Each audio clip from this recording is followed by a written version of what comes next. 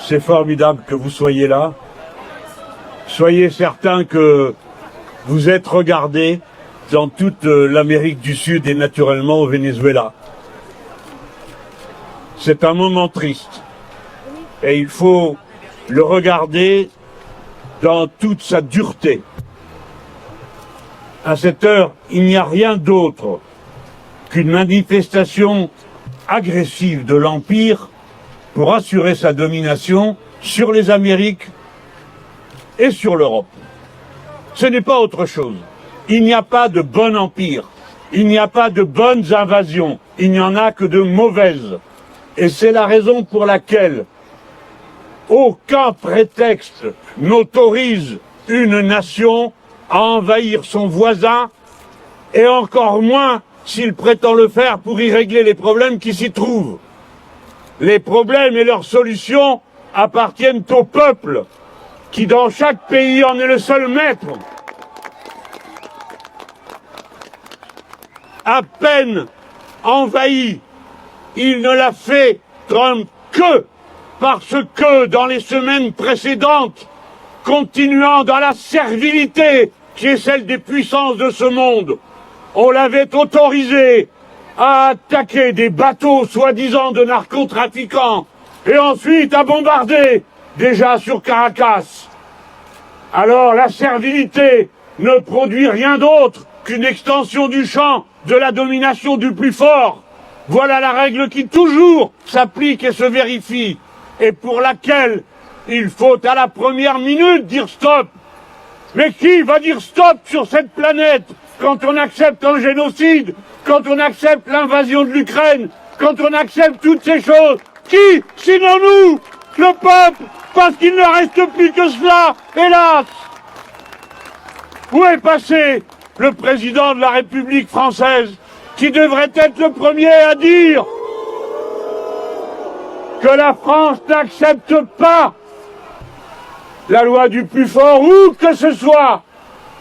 On a donc enlevé Nicolas Maduro et son épouse.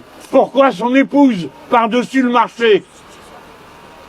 Et Trump vient d'annoncer qu'il a l'intention de régler, de faire tourner, je traduis littéralement les deux mots qu'il a utilisés, le Venezuela, jusqu'à ce qu'il y ait des élections.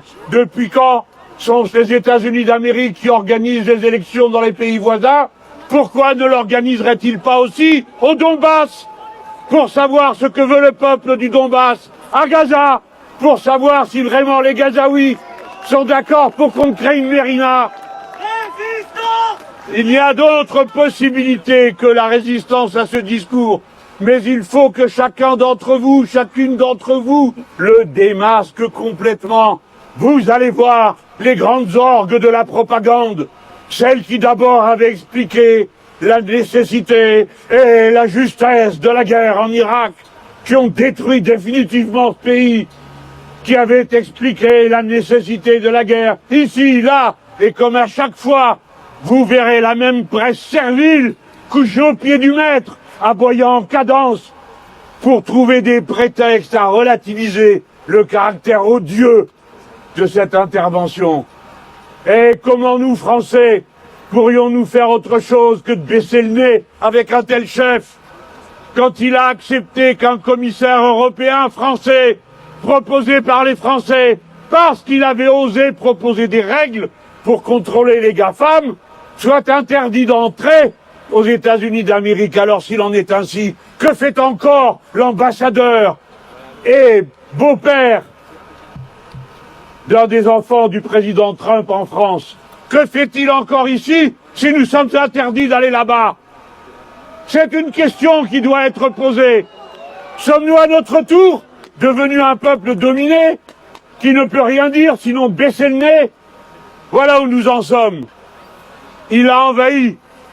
Il bénéficie de l'appui des prétextes que chacun va chercher pour trouver une justification. Et maintenant, le voici qui menace, M. Trump lui-même menace le Mexique, dont déjà son pays, les États-Unis d'Amérique, ont volé la moitié de la superficie au siècle précédent. Il menace la Colombie, où il a déjà 9 bases militaires.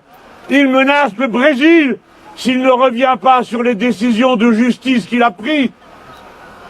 Et voilà la situation telle qu'elle est quand on cède une première fois, quand on ne dit pas non à la première attaque, alors on est obligé de subir les suivantes.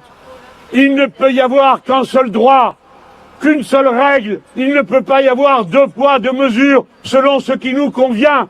Les frontières doivent être inviolables.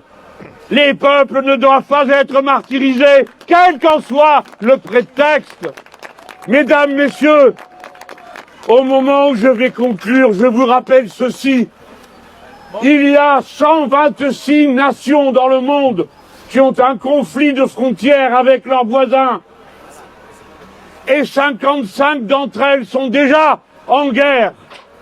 La paix n'est pas seulement un principe moral ou une espérance du plus grand nombre qui refuse de voir ses enfants sacrifiés à des luttes qui, pour finir, tournent toujours autour des mêmes intérêts matériels et des mêmes catégories sociales qui bénéficient de la guerre. La paix est une urgence. La paix est une méthode de gestion de la situation internationale. Il n'y en a pas d'autre, à l'exception du fait que quand vous êtes envahi, c'est un devoir absolu que de résister les armes à la main contre ceux qui vous envahissent.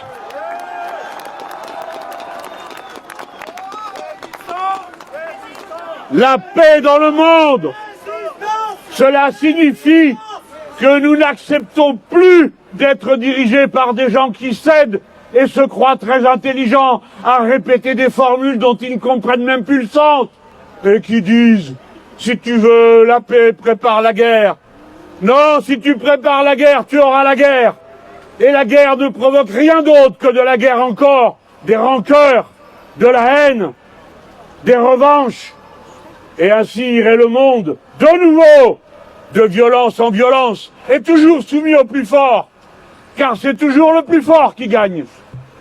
Sauf quand les peuples s'y mettent, comme nous l'avons fait, naguère, contre les nazis et leurs alliés dans le monde. Regardez bien cette coalition qui, de Milei en passant par Trump, et tout ce que ce monde comporte de tyrans, regarde avec une bienveillance plus ou moins marquée ce qui vient de se passer. À bas la guerre, à bas l'empire, vive la liberté, vive la paix, vive les peuples et leur souveraineté nationale.